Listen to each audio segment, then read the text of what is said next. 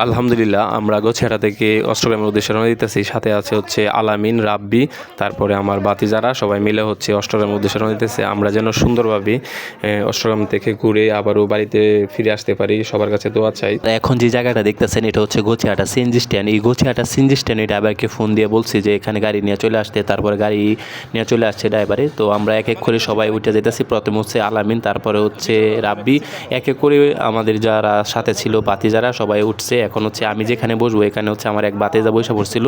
তো ওকে এখন বলছি যে তুমি একটু পিছনে চলে যাও, আমি এখানে বসে যাব। তারপরে ও বলছে আচ্ছা ঠিক আছে কাকা, আমি পিছনে থেকে তুমি এখানে বসো।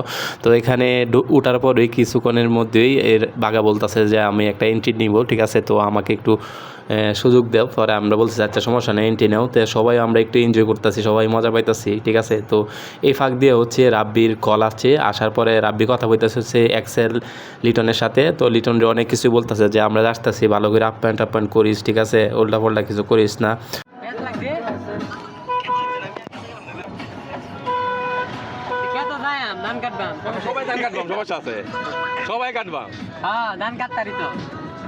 আলহামদুলিল্লাহ, অবশেষে আমরা চলে আসছি বালিকলাতে। তো এই বালিকলা থেকে এখন হচ্ছে আমরা মিঠামনির উদ্দেশ্যে রওনা দিব, কারণ এখানে হচ্ছে একটা ফেরিঘাট আছে। এই ফেরিটা পার হয়ে তারপর আবার মিঠামনি আরেকটা ফেরিতে যেতে হবে। আর আমার সাথে হচ্ছে বাগা আর হচ্ছে রাব্বি। রাব্বি কিছু বলো। কি কইম তে আমরা মিটামন গেলে রে কইম নে অনেক একটু কইলাও না না না, রাব্বি এখন কইতো না, কইছে ঠিক আছে। এখন হচ্ছে আমরা বালিকলা এলাকা, রাব্বির মুখ তুলতো না। আমরা যখন মিঠামন যাই তখন রাব্বি বলছে যে ভালো করে বলবো।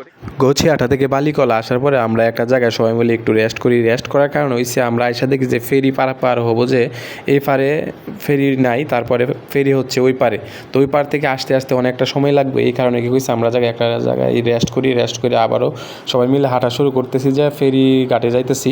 কারণ আমাদের মাইক্রোটা হচ্ছে একটু পিছনে রাখাইছি, আর আমরা এখানে ফেরির জন্য অপেক্ষা করছিলাম। তো এই কারণে হচ্ছে এখন ফেরি দেখতে আইছি, যে ওই পার থেকে যে অনেক হাওড়ের মানুষরা আসতেছে এই পারে, অবশ্য আমরা দেখে অনেক ভালোই লাগতেছে। তো এই যে দেখতেছেন, আপনাদেরকেও দেখানোর একটু সুযোগ করে দিতেছি, কারণ হচ্ছে আমরা তো আসছি অবশ্যই দেখবো, আর আপনারা যারা এখনও আসেন নাই তারা দেখা যে উৎসাহিত হয়ে আপনারা আসেন।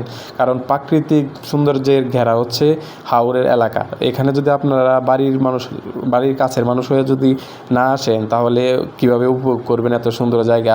তো দেখতেই আছেন যে নদীর মধ্যে যে কীভাবে বাইসা আসতেছে ফেরি। তো কিছুক্ষণের মধ্যে আমরাও ফেরিতে উঠে যাব, ঠিক আছে। তো ফেরি যখন এই পারে আইসা পড়ছে আমরাও ফেরিতে উঠে যাব। তো আমাদের গাড়ি হচ্ছে পিছনে, এখন হচ্ছে আমরা ফেরিতে উঠবো। তো অলরেডি আমি হচ্ছে ফেরিতে উঠে গেছি, উঠা দেখতেছি ফেরিতে অনেক মানুষ জমে গেছে, ঠিক আছে। তো এতক্ষণ ভিডিও নেওয়ার না কারণ হয়েছে, কারণ আপনাদেরকে মূল যে জায়গাটা এই জায়গাটা দেখানো আমার কাজ। এই কারণে হচ্ছে আমি আপনাদেরকে এখন মূল জায়গাটা দেখাইতেছি। তো ফেরিতে উঠে এখন হচ্ছে আমরা এতক্ষণ দেখাইছি যে ওই পারে যাইতেছি, ঠিক আছে। ওই পারে আইসা গাড়িতে ওইটা টিটুর সাথে একটু মজা করতেছি, যে টিটু তুমি কি দিয়ে খাইবা? গুরু খাইবে না মুরগি খাইবে? মামু বুঝতে পারছি মুরগি কি খাইবে?